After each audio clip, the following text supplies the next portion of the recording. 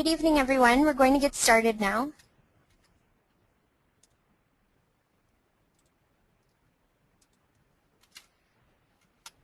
Welcome to LDAO's first webinar featuring LDAO's very own President and CEO, Lawrence Barnes, and guest speaker, Kelli Cote.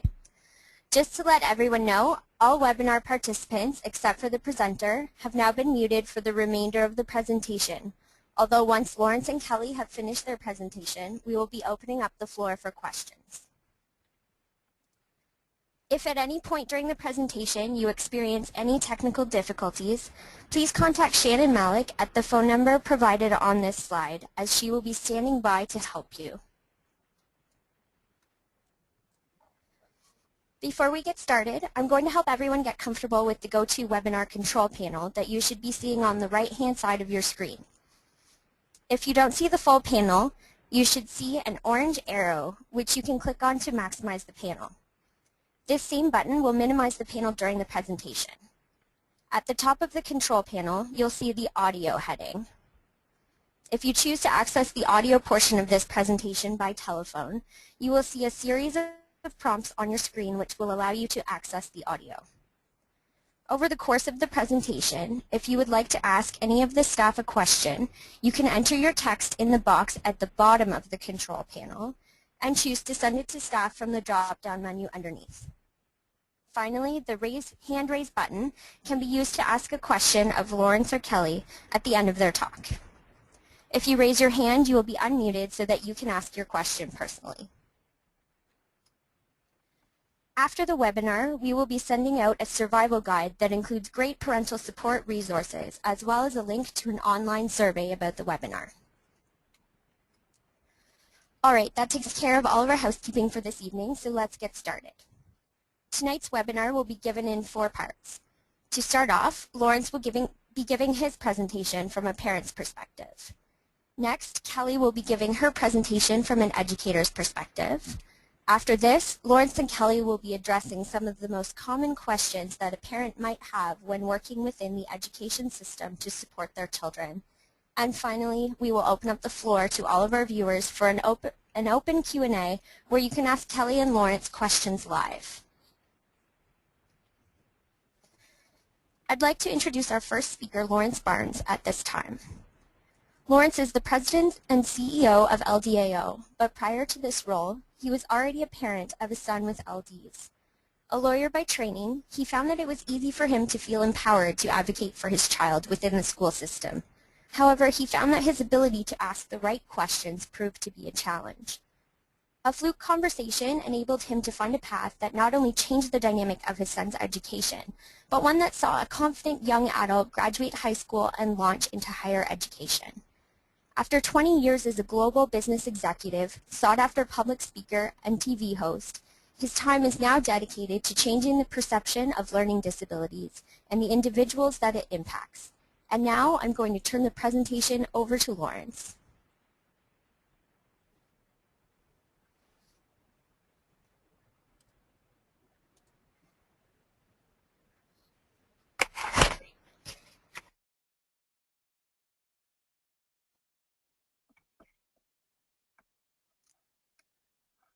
Well, thanks, Amy, for that, and welcome everyone to our first LDAO webinar. What I'm going to do tonight, and I want to make it very clear, is really address the subject from a parent's perspective. Whilst I work in the field now, Kelly's really the expert here tonight, and we'll get to her in due course. But I've been at this for 15 years now with a child with an LD, and hopefully what I can show you tonight is some of the things I learned along the way and some of the potholes you can avoid and some of the things that work for me. And I want to put the caveat up front on these that every child's a little different, so you'll hear me talk a lot to tweak things, try things, see what works and move on.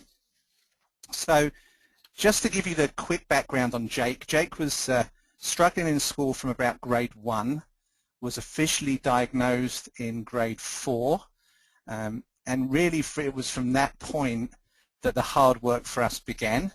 In terms of his diagnosis, he's a child with dysgraphia, which for those that don't understand the technical term, he really struggles with the communication between the thought process in his head and writing anything down on paper. and as you'll see later in the story, it proved challenging to me in a lot of ways. So I think, you know, you'll hear it from me a lot tonight, but your attitude and the way you deal with your child in the early days will have a huge impact. So in these few short minutes, I'm trying to help you to start on the right foot, start in a way that you can work with the school well, that you can work with your child well, and also hopefully take away some of the grey areas that worry a parent when you first get a diagnosis. I think it's, for most of us, it's pretty obvious that our child is struggling at school ahead of the official diagnosis. Depending on your school board, even if you're in the queue to be assessed, it could be 12, 18 months before you get that official diagnosis. But you will see the red flags. And more schools now are even working on IEPs, and I'll get to that language in a moment, ahead of official diagnosis to really help the classroom start to respond to the student. So let me tell you some of the things we saw in my child that maybe you've seen in yours. Obviously there's a disengagement at school. Jake was very socially strong, but in the classroom environment wasn't, seemed to be shy and withdrawn, and it was at odds to the child we knew at home. The homework subject, which will come up time and time again as we speak, was really just, it's too big a topic to talk to here, but let's just say it was an interesting time anytime he had homework for now, and I'll come back to it. He really didn't like to read, and his handwriting as well was really at least probably 2 or 3 grades below what you'd expect to see of the student at that point. So this again was indicative of a child who socially had a good verbal range, and suddenly these things were becoming really challenging for him, and we didn't know why. The other thing for me that was difficult was my other 2 children, who are both older, had actually both flown through school. So it was really difficult for me to suddenly have a student that wasn't following the pattern that I'd experienced in the past, and maybe some of you are feeling that with your children as well. The other thing with Jake was he really lacked focus in the classroom. Now, interestingly, the first teacher who really, I guess, set us on the path to an official diagnosis immediately labelled him as ADHD, and, you know, actually told us quite honestly to ring our doctor and start to get him on Ritalin, which unfortunately Jake doesn't have ADHD, never did have, and you've got to be careful of people who, in a well-meaning sense, take you down a blind alley. So always stick to the official school process and engage it as quickly as you can to help your student out. So we get to the day that a lot of us as parents dread, when Jake was officially diagnosed as having an LD, and that really is the start of a journey. And I will call it a journey because as the child matures, things will change. So this is a constant process. You'll always have to be looking at what can I tweak, what can I move, because as they grow through grades, as they move into high school, it's a different kettle of fish. But let's get some perspective. One of the things that was interesting for me, my older boy is a leukemia survivor. And when he was diagnosed with leukemia, we really didn't have to do very much in terms of plotting his treatment. It was kind of like getting on a roller coaster and riding it, but we didn't have to build the track. Sometimes with LD, as a parent, you feel like you're building the track because no one comes up and says, well, here's the plan, here's what we're going to do. There's some elements of that, but how you deal with it in the home environment, how you actually build the social skills, the confidence in your child to advocate for themselves, a lot of that is going to be almost trial and error. Hopefully tonight we'll give you some tips that will allow you to get past that. Here's the other thing that I think is important when we talk about perspective. A child with an LD does not have to give away any of their dreams at that point. They are perfectly capable, because by definition a child with an LD will have above average intelligence. They are quite capable of success. The question is finding their learning path to allow them to succeed. So don't give up on dreams the minute you get the diagnosis and start to look at, where do I now start to dampen things down? So we have a diagnosis. The school now has a duty set out in the law in terms of the special education process with the student. And that's actually been reinforced recently. For those of you that like that kind of thing, you can look up the Moore judgment. It's on our website, ldao.ca, and you can see the details of case histories in terms of making sure students get what they need. The issue is, one of your roles as a parent is to become the advocate, particularly when the child's in the young grades. They're not going to do a lot of speaking out for themselves. So you're going to have to be the person, the change advocate for your child. And I'm not necessarily saying it's always going to be a battle, by the way, but you will have to be prepared to take action and create the change you need to see. This wonderful light bulb slide is about one of the revelations that came out of the diagnosis. Because when Jake sat down with the special education resource teachers, CERTs for short, and we were talking about the diagnosis, he turned to me and frankly just said, "Dad, I'm so glad they found something and I'm not just dumb." And it was a huge revelation to us as parents that a lot of what we'd seen in him, the withdrawal, the social issues, were because he was feeling a failure and it was affecting his confidence. Suddenly, we had a child who went, "Okay, there's something wrong and you guys can help me fix it and we can get this put to bed."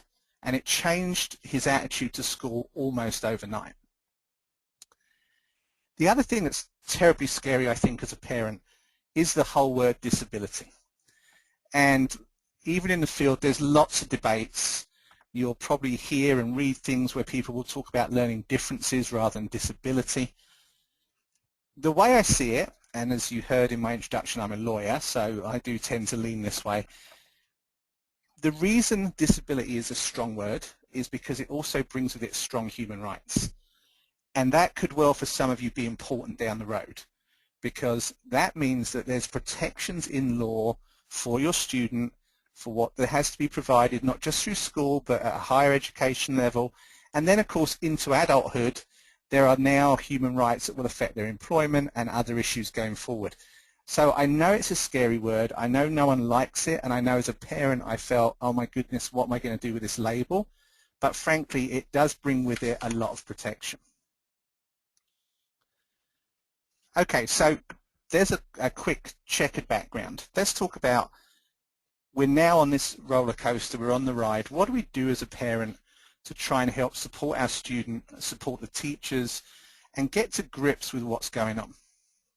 So I came up with these 6 R's.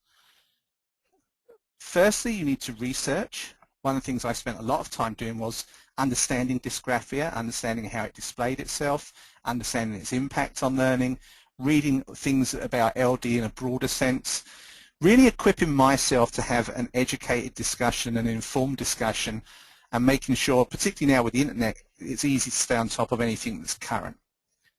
From that, you start to react. So with Jake, some of the early things we tried were text-to-speech software to see if that would help him to complete homework assignments. Start to do things that will actually give you an idea as to whether you're having success or not. Get those resources, here's point 3, if you can, in both the classroom and the home environment. Now again, it's a bit trial and error, so just immediately going to the school and saying, can I have a laptop and this and that and the other, that may not be the most appropriate thing. So make sure at home you've tried it, but then try and mimic the school and home environment to be as close as possible to help the students have a way of working. Rethink. When we get through this process, we've tried some stuff. Maybe it's working, maybe it's not. One of the things with Jake was that we found text-to-speech wasn't great.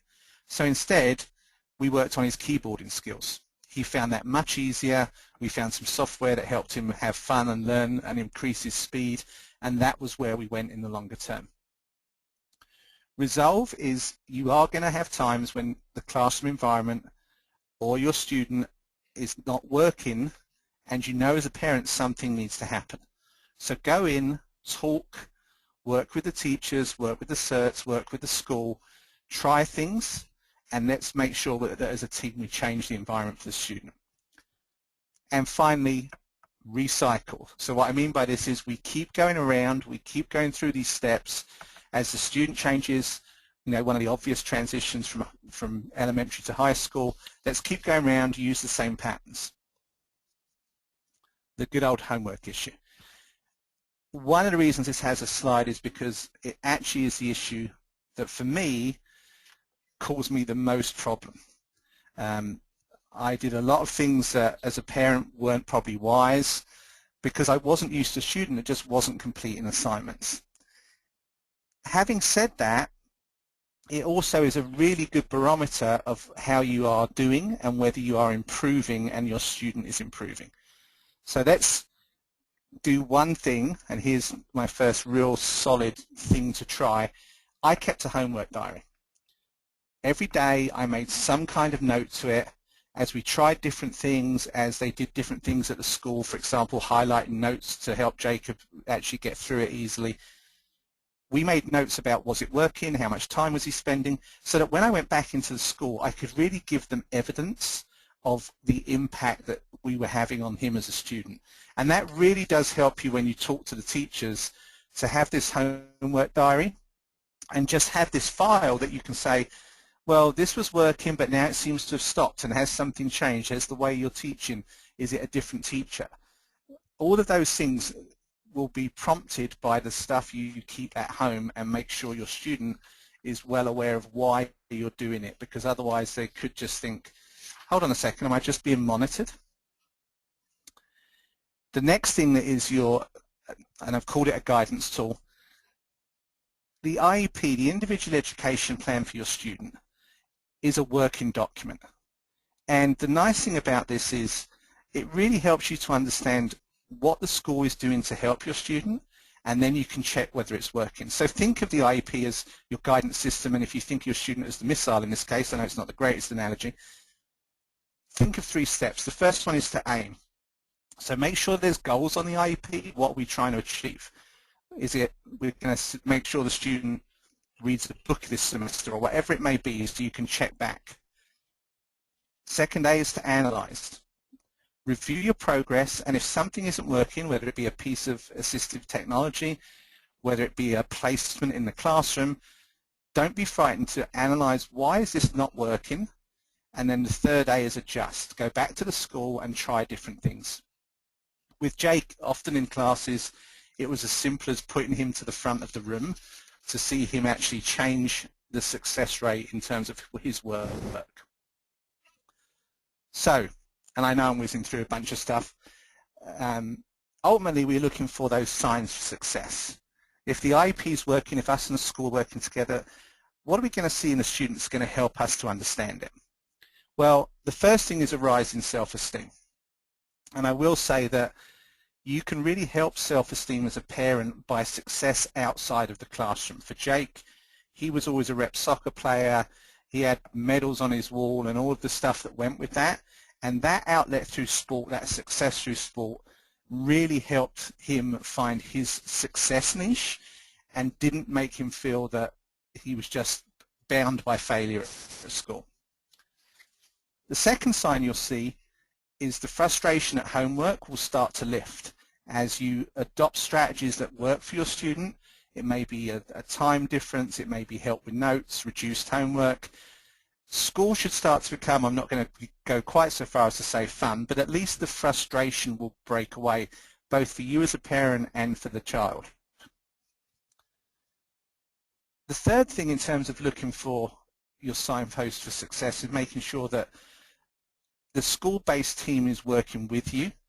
The best grades I had with Jake were really 6 to 8, where the school, right from the very top, the principal got it, the certs got it, the classroom teachers got it. They involved us. There was lots of open, honest dialogue. We tried lots of things. And I think those years were really critical in setting Jake up for success at high school. The school can be an ally to you. It doesn't have to be an adversarial relationship, as long as you can get one that is fully open and the communication is strong. And which is this one, just let's be positive in the communication. I think teachers are trying. We have to be careful as parents sometimes that what we don't get from the child is their view of events, and then we play them back to the school. So I was always open to saying to Jake, well, you know what, I hear you, but I'm going to go and talk to the teacher and just see what their view of this is. And sometimes, of course, I would find that Jake had, either deliberately or through omission left out a few facts that were vital, and we worked on things and we moved forward. Is there a magic formula? Well, after 15 years, I can tell you the honesty that the answer is no. There is no magic formula. There is no button that you press and everything is suddenly right. What I do believe, though, and what I hope my comments have led you to tonight, is if you get on top of this process and you manage it on a constant basis with smaller adjustments, it will be much easier than going from calm to crisis to calm to crisis. A constant attention, smaller amounts of time, but like the homework diary, keeping a constant check on how things are developing. I do think you should see teachers as allies, and I've said that before, so I won't labour that point. And finally, you're going to need a bit of luck, because if I'm perfectly honest, and Amy talked to a discussion, I was just very lucky that I actually flipped Jake from one school to another and the results were night and day. There are a number of reasons why that happened, which isn't important here, but frankly it was a lucky discussion with another parent that led me down the path that allowed us to do that. So I think as a parent you have to also be kind to yourself. You will make mistakes. For me, my biggest mistake was around homework. I berated Jake at times, if I'm quite honest, thinking he was just being lazy, not understanding what the issues were. So you have to be kind to yourself because you will make mistakes. But I think at the end of the day, this is the key point. If it's not working, work out what you can change and then work with the school and your child to bring the change that you want to see to the situation. And with that, I'm going to hand you back to Amy. Thank you, Lawrence, for sharing your experience with us. Now I'd like to introduce you to our second speaker, Kelli Cote. Kelli has been an educator with the York Region District School Board for over 20 years. She has taught primary, junior, and intermediate students and has a passion for special education. She is currently a principal at Raymerwood Public School in Markham. Kelli is a board member for the Learning Disabilities Association in York Region, a member of the LD Steering Committee for the York Region District School Board, and a member of LDAO's new LD at School Advisory Committee, which is a web resource developed specifically for educators. Kelli is also the mother of two amazing boys. Her youngest son, Matthew, has a learning disability, and so she brings a well-rounded perspective to this topic. Over to you, Kelli.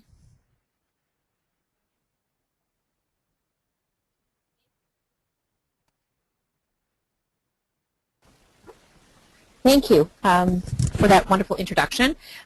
Welcome, and thank you, Lawrence, for your perspective from a parent. My journey in education has been long and full of learning. And over the many years in education, I've spent a lot of years in the field of special education.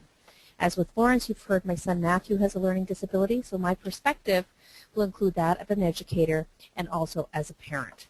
However, I would like to correct Lawrence, as I'm really not an expert, and I'm not so sure there's any experts on having a learning disability. I think as Lawrence said it right, there's many paths and many journeys as we go into the world of learning disabilities, and there really is not a one-size-fits-all kind of program that we can tailor to every student. When we're looking from the educational side of things, what are some of the early signs and how we and communication? There are a variety of early signs that we see in the classroom that may be early indications that something is hindering your child's academic success. It's important to note that students may have different characteristics that they present. Some early warning signs might be difficulty reading, or they might not want to pick up the book that you want to read with them. They have difficulty rhyming words or putting words together. They might avoid any kind of context with text. Another characteristic that we see is that kids are avoiding writing. They don't want to put their paper to the pen. They might not know how to spell the word. Or for the child that we know has all kinds of information in their head and they're spelling very simple sentences without the elaborate vocabulary that they use when they're talking. Reading, when we think of reading, we think of it as a process of pulling words apart to make meaning, and writing as a way of constructing those words. And sometimes they get muddled as kids with learning disabilities are trying to put things together. One of the things we also see is organizational difficulties, children losing their belongings, forgetting to bring required items to class, not being able to follow multi-step directions sometimes. You know, they get lost in the process of thinking about what the first piece of information is that you've asked them. They might engage in work avoidance behaviors. You know, right when it's their turn to read, they might want to get up and go to the washroom, or have to go out and get something from their bag, or they need a drink. Those are some signs that you start to be aware of and observe in the children. Another characteristic is the development of negative behavior, and sometimes the behavior is a way of masking what they're having difficulty with. Because sometimes in a social environment like a classroom, it's easier to demonstrate or it's harder to take a risk and show what you don't know, and so it's easier sometimes to be the clown in the classroom, or someone that is getting into trouble. The process to discovering that your child has a learning disability can be a very daunting one, and one that takes a long time. And as Lawrence has referred to, we often see it at home before it's brought to the attention of school, and I think we see signs of it all over the place. It opens up a whole new language for you to become familiar with. It can seem overwhelming initially. However, if you work together with the school, you'll quickly learn all the acronyms, and if you don't learn them and we continue to talk and as you babble, please remind us that we need to explain the terms that we're working through. I'm going to go on the premise that most of our listeners have been through some of the school-based processes, but we'll quickly review for some of our listeners who are at the beginning stages. The process usually begins with an in-school team meeting where educators meet to problem solve the difficulties that may be seen in the classroom, or that you may have brought to the attention of the school that you might also be seeing. And it's a way to come up with an action plan. If needed, an academic assessment is completed and the results are shared with parents, and with parent permission shared with a board psychologist.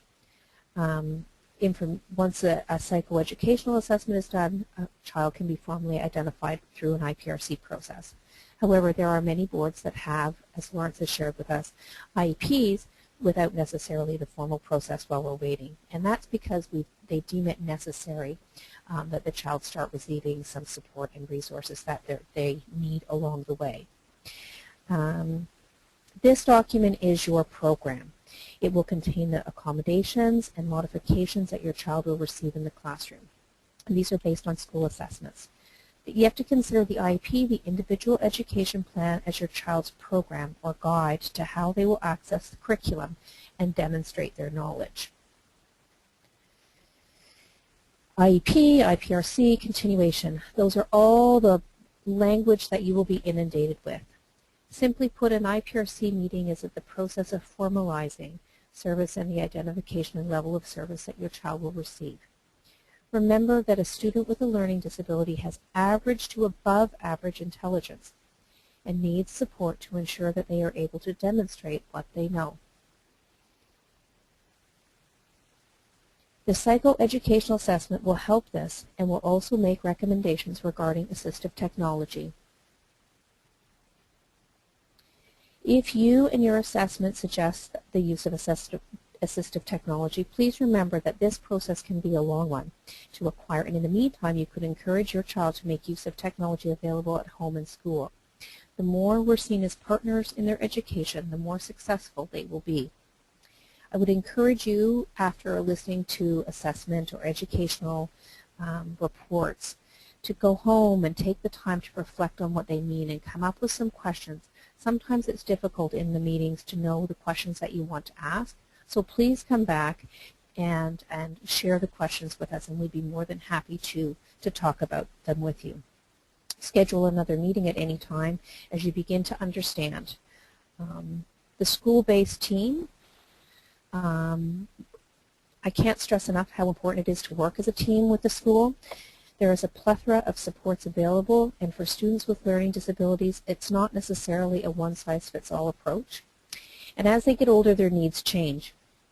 It's important for them to see themselves as part of the process so that as they mature and understand their learning needs, they can become advocates for their own learning. Strategically letting teachers know what they need for support and how they can help them. Schools and parents can work together to develop the self-advocacy skills for our students. Coaching and nurturing is an essential part of this process and builds confidence and an understanding of their strengths and needs. And I think, as Lawrence has alluded to in his presentation, one of the things is important is that the needs of the child do change as they get older, and we have to start listening to what they might be throughout their educational process. Some of the things we put in place for a primary student might not necessarily be what they need when they are a junior student or a senior student in high school. And so we have to be able to keep those lines of communication open with the children at the same time. When you think about the supports in your school-based team that are available to you, there's the Special Education Resource Teacher, otherwise known as the CERT, and their role is to advocate for your child with their classroom teacher. They work closely with the students to ensure that they're receiving their accommodations and modifications. They work with the classroom teacher to develop the IEP. The CERT will provide a program to your child if necessary, provide the quiet location, provide scribing and technology support. They also work to develop those advocacy skills in your children and are often the first place that parents go if they're having some difficulty or they need to have some time to talk to somebody if things aren't working in the classroom quite well. Classroom teachers, the classroom teacher work with the CERT to ensure that the modification and accommodations are in place, and they coordinate with the CERTs to see if tests or assignments need to be supported and how they can help the student along the way, or if the IEP needs to be adjusted.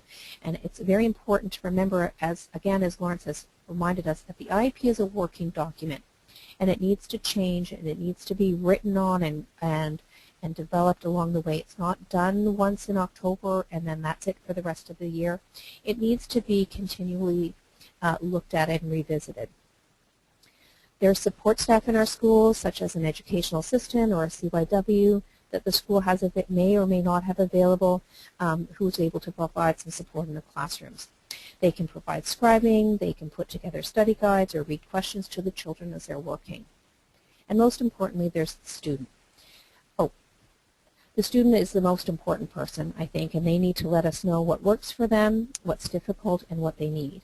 And this happens when we construct an environment that's safe and encourages risk-taking. The final person that I have up here is our consultants, and they work with the staff at the school if we need some extra supports to deliver program or suggestions in terms of instructional impact for kids. Parents as partners. The role of the parent in this process cannot be minimized. As Lawrence has stated, positive communication is critical. We may not always agree, but it's important that students see us working together for their success. One way to participate is to encourage and embrace the use of compensatory strategies. We know that our kids with learning disabilities are going to have difficulty, and we often use their strengths to help support their weaknesses in the classroom. This helps our students demonstrate their knowledge and highlights their strengths. If your child, for example, uses assistive technology, please participate in the training if it's available so that you can encourage its use. Often students have difficulty embracing the use of assistive technology. So when a parent knows about its value and promotes its use, children begin to see success. Celebrate the successes of your child. Sometimes it won't be an A that you're celebrating, but the hard work and determination that went into completing the assignment. I encourage you to let the school know about the impact of homework at home. This is often difficult for our students with learning disabilities, and it's often hard on parents. I also encourage parents to try not to be everything to their children. Sometimes they just need you to be a mom or a dad. School is a long day, and so when you're having difficulty with reading and writing, it demands a lot of brain power. The last thing they need to do is go home and spend 1 or more hours on homework or drills on a skill set that they will always find difficult. Let the school know if you're struggling to complete homework and develop a plan to reduce it and develop a strategy. I know my son would always phone me at the end of the day to let me know how his day went. And on many occasions he would be distraught with the volume of work he had to complete. When I spent time debriefing with him, sometimes we discovered that he had misheard instructions or was unclear about what was really expected.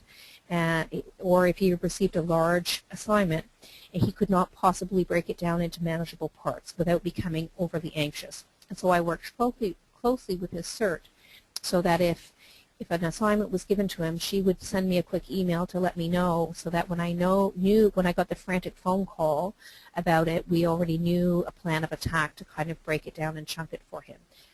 It's been very successful. He's applying for university right now, and he's told me that he's ready to take on ownership of his learning, and I need to step back and let him be his own advocate. What's necessary for success? Teaching self-advocacy. It's an essential skill for the success of our students with learning disabilities.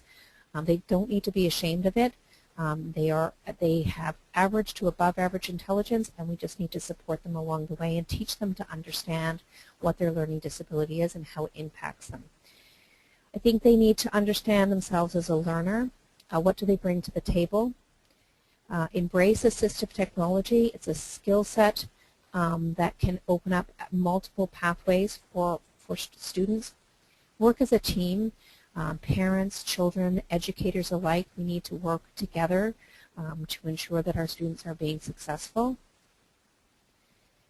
Remembering that it's not going to be an easy path, but it's going to be worth the journey. They're going to get there, and they're going to have skills like perseverance and confidence and self-esteem, and they're going to have to work hard, but they're also going to know what hard work is, and they're going to know how to celebrate success. So my message for parents, celebrate your child's hard work and determination. These skills will ensure success. Help them see their strength.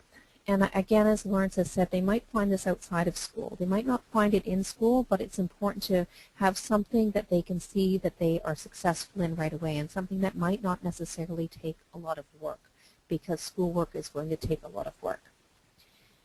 Encourage them to reflect on their strengths as a learner and use this to support their learning. And with them, build an understanding of a learning disability. Embrace compensatory strategies, assistive technology, audiobooks, scribing. Consider that a learning disability does not have to be limiting. The world is a wonderful place to take risks. Encourage your child to dream big and have big dreams for your child. Build their confidence and resiliency. Thank you. And that brings us to the end of my section. Thanks, Kelly, for sharing your expertise as an educator. Lawrence and Kelly will now be discussing some of the common questions that parents have while they are working with schools to support their children. Thanks, Amy, for that. Kelly, I guess this is you in the hot seat for this section. So I've got a few questions here that, frankly, were ones that, as a parent, I found difficult to grapple with. So hopefully we can shed some light before we get to the open Q&A. So my first one tonight for you, Kelly, is this one. Should a parent attend an IPRC meeting?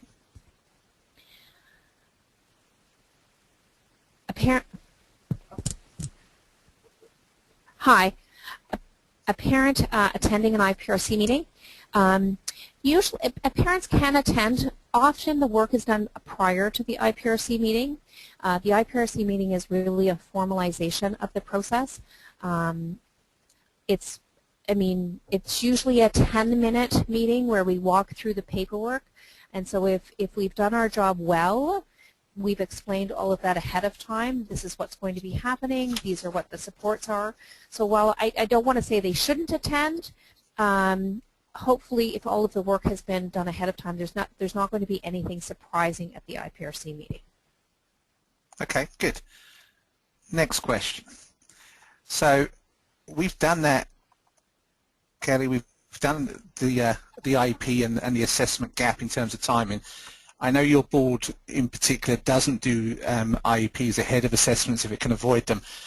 But let's just talk about those timing gaps and any tips you might have for a parent in terms of what can they do in terms of working with the school ahead of any formalized process to really try and kickstart with their student the success that we've been talking about trying to achieve tonight. I guess there's a couple of ways. It depends on where your board is in the process. There are many boards that develop an IEP early, and that still has a legal value, and it determines, I mean, it talks about that the student is exceptional ahead of the psychoeducational assessment. And so it lets teachers and the board know that they require special programs and services to attend and achieve their full potential. In other boards, they might have a growth plan while they're waiting for the educational assessment before. Okay. So the IEP is the individual education plan that comes out of assessment data that lets us know what the child needs in the classroom. The IPRC is a formalization of that process. Perfect. Thank you, Kelly. This one is one that as a parent I learned is a bit of a bear trap you have to be careful around. Can you just talk us through, there's a big difference between modification and accommodation within the curriculum. Could you talk to those two words and their differences, Kelly? Yep. A modification is a reduction in classroom expectations. So for instance, if I was working with a child in grade 5 social studies, for instance, I might not, if I was modifying the expectations for the child, I may reduce the number of expectations that I would be wanting to assess them on, and they would get the full plethora of the instruction, but when I looked at what my assessments would be, I wouldn't have the assessment piece on the entire curriculum. It might be on identifying 2 or 3 pieces of information where the full curriculum might be having them identify 5 or 6 things. And so they would not be assessed on all of it. If I thought about an accommodation, I would look at scribing, for example. So the child would still get the same assessment, they would still get the same instruction, but I might read the questions to the child for a test, for instance, and then their answers would be written down. So they would still have the same depth and breadth of the expectations that were delivered and still be accountable to them. Does that make sense? That's great, Kelly, but also just to clarify, because this is where the bear trap comes in. Yeah. Can you talk about if my child is accommodated through their school career, that doesn't necessarily have any ramifications. However, if modifications are made, there are potential ramifications. Do you just want to clarify around that difference? You're absolutely right, there is. An accommodation, and truthfully, if we go back to the human rights piece, an accommodation can be provided to any student in the classroom, whether they're identified or not as having a learning disability or a learning need at any point. A modification is something that you could be doing reduced grade level expectations as well. So some of our LD kids we know have difficulty reading, so their reading level might be modified. And so when we look at things like high school and university, we need to make sure that our modifications aren't hindering their accessibility to other programs. Okay, perfect. Thank you, Kelly. And that's an important difference because I know as a parent, again, it was more luck than judgment that I came to understand that those two words can have very different ramifications. Yes. The wonderful topic of homework, Kelly, where it's like, I've done my mea culpa tonight about how much it was it was the top of Everest when it came to my struggle in my dealing with this as a parent. You talked a little about potentially changing the time and trying to do things with a school. But you just want to go over those because I do think homework it really is it's the front line of what tends to be the greatest pain in the relationship between parent and child when it comes to school. So do you want to maybe revisit that, and have you got any other tips for us? Oh, homework was a struggle even for me at home. And again, I would go back to it's sometimes you need to be the parent. I remember having to take a step back, especially being an educator and kind of knowing where things were going, that I had to say, no, he's done 10, 15 minutes of homework and it's been a struggle. I need to let the teacher know that we've spent 15 really great minutes on homework and that was enough for my son. Little tips along the way, you know, mathematics, I would write out all the questions for him and have him do the answers.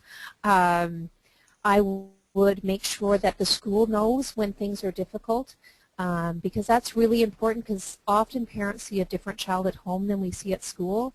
Sometimes they work really hard to hold it together at school, to save face and to present as being very confident and very self-assured, but they will let their parents know when things are difficult. So instead of making it sometimes adversarial, let us know because those are the pieces we don't necessarily see. That's really important for you to share with us. And you might see little things that we don't see that are important. I would say reading is important. One of the things I was thinking about on the way here that was really invaluable for my son was reading with him well into his teens. It helps develop the richness of vocabulary, and lots of our LD kids will avoid reading. So, you know, reading to them to keep up their vocabulary and to keep up their general knowledge, I think is a really valuable tip. Audiobooks are really great. Because they can listen to them and they can participate in conversations with their peers at their intellectual level. But I can't stress enough just letting us know when things aren't working at home and limiting it. I think they spend a lot of time struggling at school, and so we need to know when to say that my child needs a break. Perfect. Thank you, Kelly, and I think that's one of the things that I didn't learn quickly enough was when to just know, tonight we're done. Tonight we're done, it's time to move on. We'll deal with, you know, this tomorrow and we'll deal with the outcomes whenever we need to. So just to finish this section off, Kelly, before we open the floor to our listeners, I wanted to give you the opportunity to talk to parents tonight. Most of the audience will be parents. I know for me, working with the school, particularly when you hadn't been used to being on this road with students who were being fairly successful, was pretty daunting. But I think often as parents we don't hear the educators coming back and talking to us about what they'd like us to do. So if I was to ask you for a message to kind of close this section off tonight for parents, what would you like to say to parents who are dealing with these issues? Dealing with trouble at the school, Lawrence? I'm sorry. Yes, with just the struggles of having a child with an LD that you know, and they're wondering, what do the educators think of my child? What's their view of what I should be doing? I think it's, again, it goes back to it's not the same. We think you should love your children. We think that you should work with us as a team. We think that together we can make kids be confident, self-assured learners. We need to remember that there's a whole child outside of just the reading and writing struggles that they're having, and that we need to value what they bring to the table. Because I think what I see over my years is that we forget that although reading and writing are very, very valuable skills that children need, and I'm not trying to diminish them, but we have to remember to embrace who they are as learners along the way. And it is tough. It's a tough place, and we need to embrace them, and parents need to support us along the way. And I think the biggest message is the more we can work together, the more that we can see success and the more we can see confidence in our learners along the way. That's great, Kelly. Thank you very much. And with that, I'm going to hand the floor back to Amy. All right, thank you both so much again for sharing all of your personal experiences with everyone. We do have some questions that have been rolling in. You've been very inspiring. So I'll just invite anyone who has not posed any questions. If you do have something you would like to ask, you can click on the raise hand button on your control panel, or you can type your question into the chat box on your dashboard. So I'm going to start with some of the questions that have come in. The first one, I'm actually going to ask to both Lawrence and Kelly. Lawrence, maybe you can take the lead and then pass along to Kelly when you've finished. The question is, what steps should be taken in preparing for university or college in terms of continuing the work that's been set out in the IEP? Well, the transition from university to college is a topic in and of itself, so I can touch on it briefly, but there is a lot of detail. One of the things you need to understand is you're kind of moving into a different system. So if I remember correctly, they will want an assessment that's no older than 3 years. So if your child was diagnosed very early on in the piece, you may have to get a new assessment somewhere along the line. The language is a little different. But I think that the major thing, and I think it's something that I did through high school, my boy's just moving into higher education now, the key part is the self-advocacy part, because whereas you're coaching them through that in elementary school, that was something that I think with Jake I passed the baton on. I think 9 and 10 I was still involved a little bit. Grade 11 I was really starting to move away and let him do it himself. By grade 12 he didn't want me anywhere near the school, which was a good thing. So I think there are disability offices in higher education. It's a complex topic and we can't really deal with it in one simple question. But with research you can find out what you need to make sure that the supports continue through that process. Kelly, anything you'd like to add? I'd just like to reiterate a couple of things that you've said, Lawrence. I think the importance of self-advocacy is really important. The more they learn what works for them and what doesn't work for them, they will have access to at a university. My son is just applying to university, so these are things I'm discovering along the way as I sort of roll into the university level. The psych assessment, I think it's some universities it's 3, some it's 2, so you do need to check. And my understanding is it doesn't always have to be a full assessment, but again, you need to check with that university. It could be an addendum to the diagnosis. What we do know is that a learning disability doesn't go away. So it could be just an addendum. And Learning Strategies is available. I know the couple of universities that my son is applying to, they have Learning Strats offices where kids can get all of their accommodations that they're used to. But again, they have to be able to speak up for them. They won't come to them to get them. The students have to be able to articulate those and go and seek those out. So again, the role of self-advocacy is really important as they move into to higher education. Okay, thanks Kelly and Lawrence.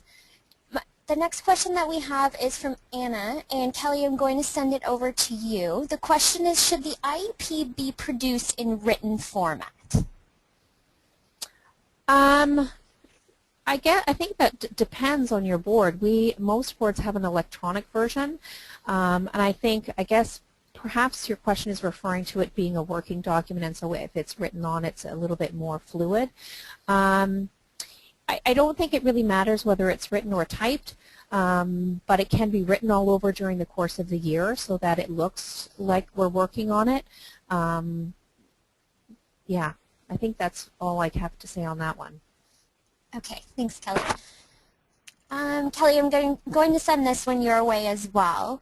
The woman who's asking this question has a son in 5th grade who has been loaned a computer with Kurzweil, WordQ, mind mapping, and keyboard programs. However, his teacher is not allowing him to use it in class, and she feels that this would help her son a lot. She's wondering if you might have some suggestions for her. Yeah, if it's part of his IEP, then it really should be used in the classroom, and perhaps going back to the school and finding out what the difficulty is about it being used in the classroom would be really important. Kurzweil, the programs that your son has at his access would be wonderful to see whether he can be using them and support his program. I think the biggest suggestion I would have is if he has it and it's his computer, I would be going back to the search first of all and then the classroom teacher and finding out why it's not being embraced in the classroom. Use your school-based team to support you through this. Okay, thanks, Kelly. Our next question is coming from a woman named Karen. Her daughter has she has taken her out of the public school system and put her in a separate school, and she's now deciding to return her child back to the regular public school, but she's worried about the supports that her daughter is going to receive there. She knows what her daughter needs to succeed, but she's not sure if some of the strategies, such as taking her, having her daughter taken out of class, are what is best, and she's wondering how her actual path, her daughter's actual path, will be decided on in the public school system, and how she can contribute since she knows her daughter so well. So actually, I think both of you might have something to contribute to this. So Kelly, do you want to get us started, and then Lawrence can follow up? Okay. Yeah, that's kind of an interesting question. You do know your children very well, and we would never want to suggest that we don't. We do have structures in schools, and so we need to, again, I think as Lawrence and I have both said, working with the school would be really important to ensure that we can offer what you need for your daughter to be successful. Sometimes there are limitations in terms of staffing, but I think if you are in conversations, I think that things will work for you. I think that the school is there to help you and help your daughter, and I think we have to trust each other along the way and make sure that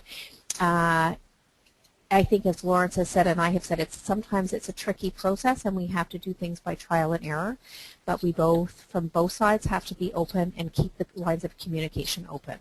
Lawrence, do you have anything you want to add? Yeah, I'll talk a bit to experience, because I did the flip. So I actually moved Jake from the public system to the separate system. And I guess, Amy, it was from Karen, you said? Yes. Okay, so Karen, I think if I can tell you anything, I found from one school board to another a great openness to allow me to be involved. I'm assuming you've had some of those discussions. But the paperwork that I brought from the public system was clearly shared with the CERT. I met with the principal of the school as Jake moved in. The reality is you're going to have to advocate through the switch, because sometimes what I found was they would say, well, you're going to have to wait until we have done our assessments and we've done this and we've done that. And what I just pushed for was, well, that's all okay, and I don't mind you doing what you need to do under your system, but given I have this other paperwork, can we start to do some of this ahead to make sure that we don't end up with this gap between him moving in and the right supports being in place. I didn't really, now again, I had success, so I went into a system where he got more support and he started to fly very quickly. So if you did this, I think, Karen, I heard you've done one switch and you're switching back again now, so I'm not sure of all the ins and outs as to why you're taking that decision. But I think it's the school will do what they can. But one thing I do want to caution is, even between different schools in the same board, because of student population, resources don't always look the same. So you really have to do your homework as a parent to work out what the school has available and how do you maximize the opportunity for the win-win situation to be in place. And that's really what I found through the process is you have discussions. Frankly, at times the public school principal I was dealing with said to me, because of other strains on budget, I just can't do some of the things you're asking me to do. And that's not necessarily, you know, it's not that the principal doesn't want to, it's just sometimes they're hamstrung. So work with your team, be upfront, and just be really communicative. And when you don't like answers, or the answer you feel may have a negative connotation for your student, I would encourage you, Karen, just to really press that conversation and explain your concerns and see how the school reacts. My view is that most teachers and most schools are going to do everything in their power to help you succeed. Okay, thanks both of you. The next question I have is for Kelly. Should the IEP have time frames? Yes, it should actually. The IEP has 3 reporting time frames, but those are just time frames for reporting and assessing on. We have 30 days from the beginning of a school year to develop the IEP, where we get to know the student, and that's the first draft with parent input as well. And so that goes home and gets signed. We generally review the IPRC after the first term, but there's no reason along the way that it can't be re-looked at. So again, in the IEP there should be some time frames. Generally it's the progress report, and then the first term report, and then the last year, the end of term report.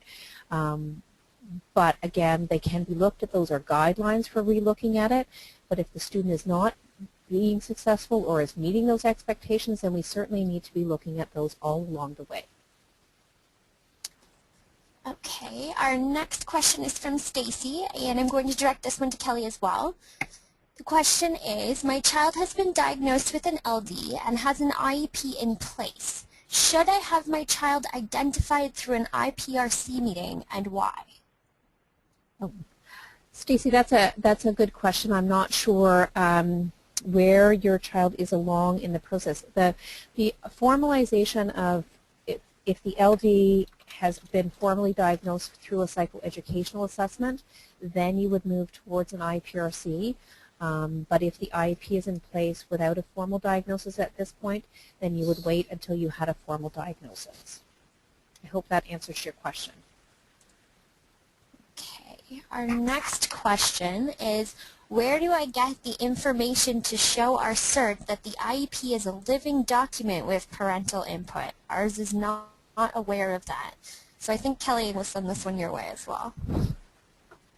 That is in the IEP document that is written by the Ministry of Education, and you can get it on the ministry website. Right.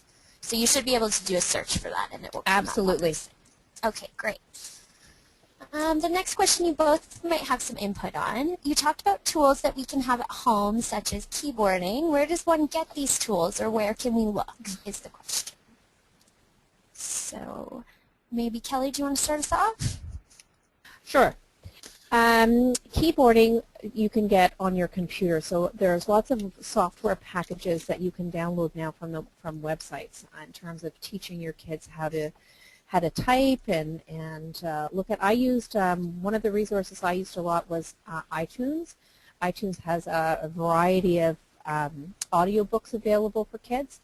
So that you can download the ones that they want to read, and they can be listening to them while they're reading along. My son found that a valuable tool. Other home tools, a lot of the assistive technology pieces are ones that we get through the ministry if they're recommended for that. The one that I know very well is Kurzweil, and that's not really, it's a very expensive program and not one I would suggest. WordQ is something that you have available even on Microsoft Word.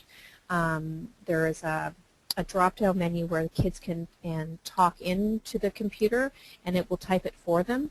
There's Read and Write Gold, which is available online, which is also a program that will read text to kids, which gives them access to more information and more material at their intellectual level. So that's another resource. Lawrence, do you have anything? Well, just because actually, you know, Steve Jobs didn't rule the world. For those of you that have Android, you can use the Play Store on Google and find a lot of stuff in there as well. That's right. And certainly for younger students now, with all the pads that are out there, there are a lot of touch and learn programs that can really help a student to come to grips in a classroom. The other thing is, I'm going to put a bit of a plug in, Amy, here for our chapter network, because there are a lot of courses going on through the LDA chapter in your backyard that can help your student, because sometimes, yes, it is a case of keyboarding or something, you know, fairly straightforward. That's really an understatement, but you get my drift. But what, for example, happens if your student struggles with social skills? Well, those are the kind of things where the LDA chapters have groups going on. There are summer camps. There are lots of I guess, resources available. So certainly if you go through the ldao.ca website, you can find a list of our chapters and the one local to you and find out what's going on there. There's a lot of stuff available. And so I think it's just hunt And also, this is another one, by the way, where the school-based team will help you, because particularly the certs have got a ton of experience, and often if you go to a cert and say, this is where my child's having a problem, can you suggest something? They will do what Kelly just did and reel you off a list. So don't forget, the school is a massive resource because they've been there, done that, got the T-shirt. All right, thanks, Lawrence.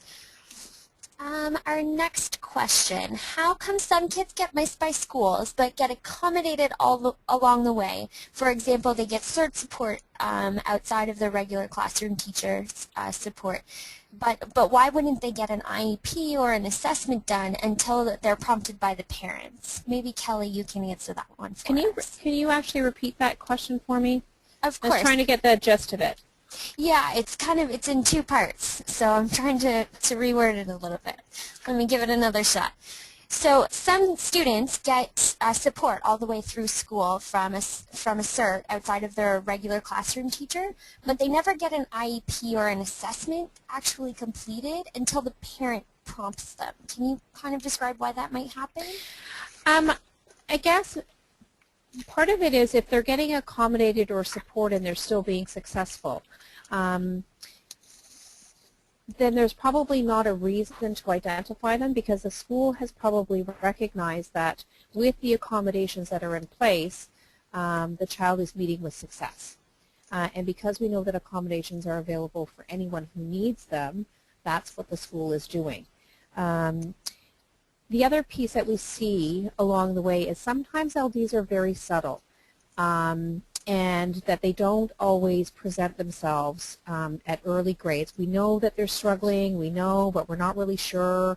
And with the accommodations, we see success. But as the information gets wider and the depth of some of the written stuff that they have to do gets more complex, then we're seeing things. And again, as a parent, you're seeing different things at school, at home. I know for me, it was me pushing, even as an educator, because I would see things where Matthew, for instance, could remember an entire book and repeat it back to me word for word for word for word. But when he went to write something in one paragraph, he might spell the word said 5 different ways in the same sentence. And so it wasn't until I sort of continued to bring that forward that they sort of started to make some connections. But because he had other compensatory strategies, such as a strong memory, and they did some accommodations along the way, it wasn't until he was in grade 5 that they thought that maybe they needed to look at that. Okay, thanks, Kelly. Okay, kind of an extension almost to this last question is, what advice would you give to a parent whose child is waiting on a list for an assessment and will probably never get one through the school but can't afford a private assessment? Do either of you have any tips for that? Wow, that's a real conundrum. I mean, I guess what you can do in the absence of, if you're in a school where they will generate an IEP ahead of assessment, and it is becoming more common because of the assessment gap, I think you can certainly take that route. But I think ultimately the school, again, you know, whilst there's a wait, ultimately that assessment should be available.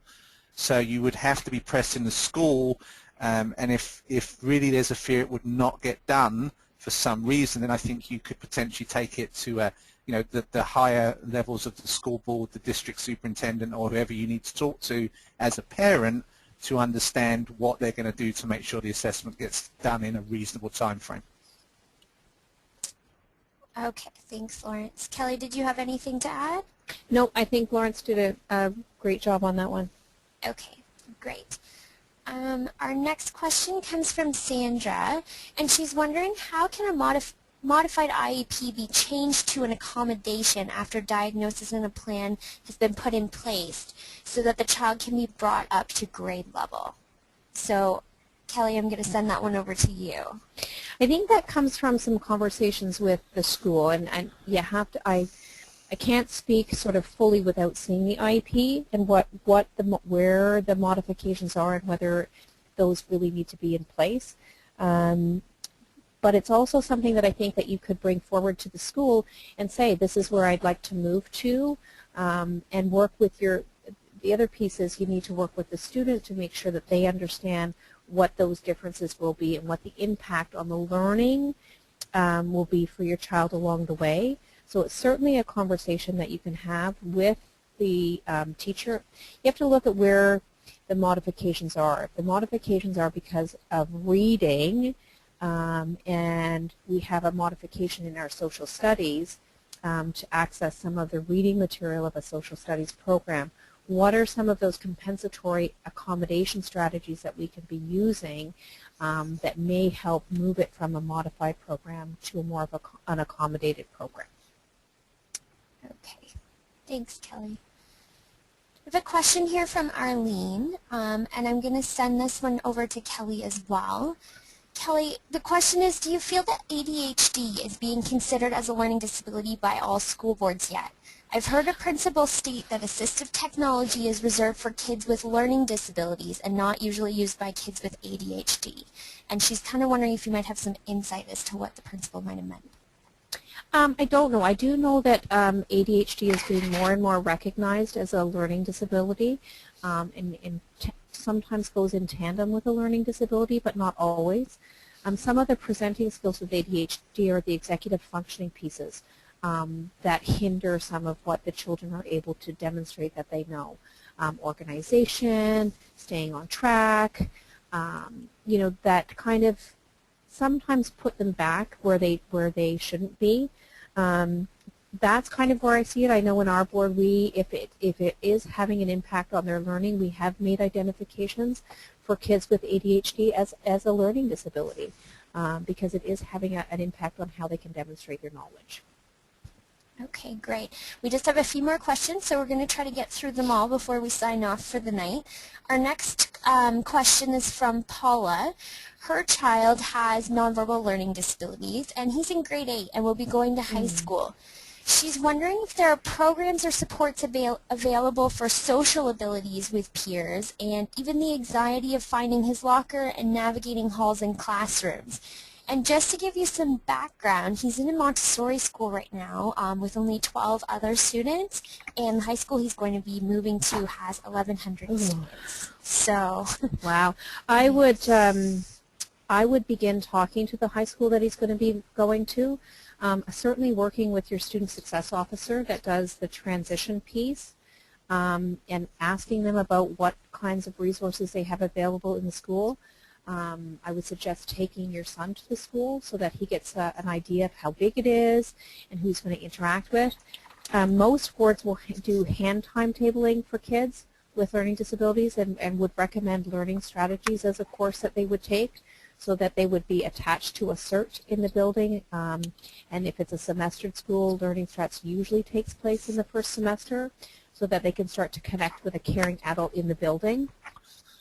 There are other programs, but again, every school kind of has different resources that they have available, but high schools have the guidance offices available to them and for kids to seek out that caring adult, which I think in this case would be really important. okay, great. I have two questions here about accommodations that are sort of related. So the first question is from Stacy, and it says, where can I go to gain insights as to what accommodations are available to my child within the school system? And she's wondering if there are limits to the amounts of accommodations that can be added before a program needs to be modified. So Kelly, I'll send that one over to you. I would say yes, there are limits to accommodations because then you're looking at changing the depth and breadth of the curriculum. And so you have to really think strategically about what it is that's going to work for your child, and that's why we go back to, you know, we need to develop a kind of a roadmap and do some trial and errors along the way because not every student is the same. You can go to the LDAO websites probably have information, I'm sure, on accommodations and modifications. The Ministry of Education, they have their guidelines that we have to follow up that you can research on what are accommodations and what are modifications. And I would not hesitate to go back into the school and talk to the CERT or the principal about what are the accommodations that are available. And if you have a psych assessment, revisit that because that will tailor the accommodations to the specific learning needs of your child. Okay, so the next question relating to accommodations is from Helga, and it's, how do you work with a teacher who refuses to do the accommodations and follow the IEP? So Kelly, I'm going to give this one to you as the educator. Okay, then you actually would come and see me, or you would go to see your class principal, your school principal, because it certainly is a dilemma, and it is something that they are entitled to in the classroom. So we have to make sure that those accommodations are in place, and together we would come together as a team and make sure that we would put those in place for your child. Okay. Amy, if I may, sorry. Yes, of course. Go for it, Lawrence. Because I just want to stress, and I'm going to disagree a little bit with Kelly, because I always saw the principal as a place of last resort.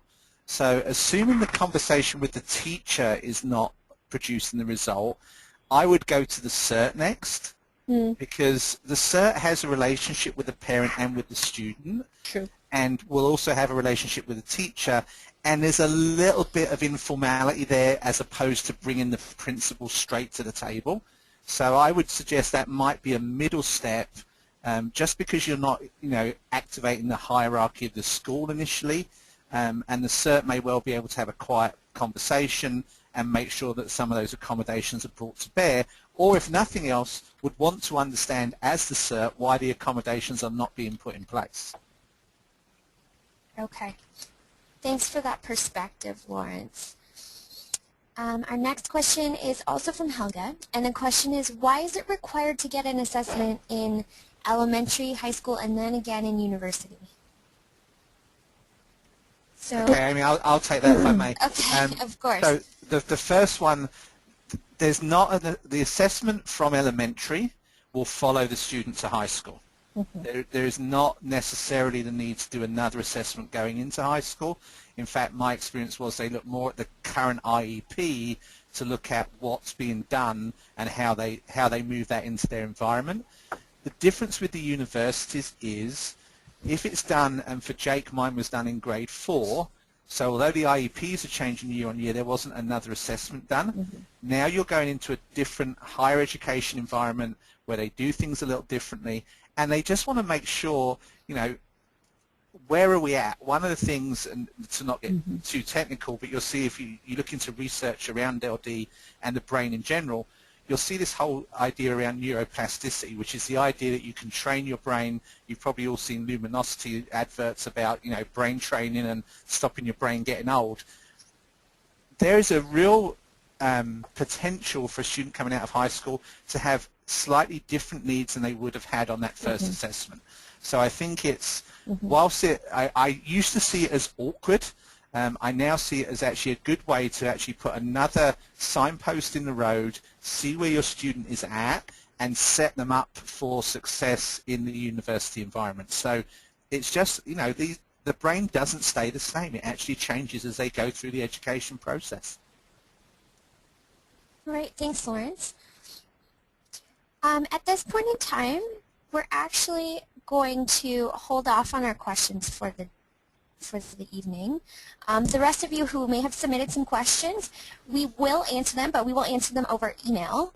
And additionally, if you do have more questions, feel free to email them to Shannon at shannon.m@ldao.ca, and we'll ensure that we give you a personal reply. So Lawrence and Kelly, thank you again so much for sharing your personal experiences and for answering everybody's questions. I'd also like to thank everyone out there who joined us this evening and took time out of their busy schedules. Don't forget that we'll be sending you out a survival guide and a short survey following this webinar. And we would really appreciate your taking the time to fill out the survey so we can use this information to inform our future webinars. Thanks again for joining us, everyone, and have a wonderful evening.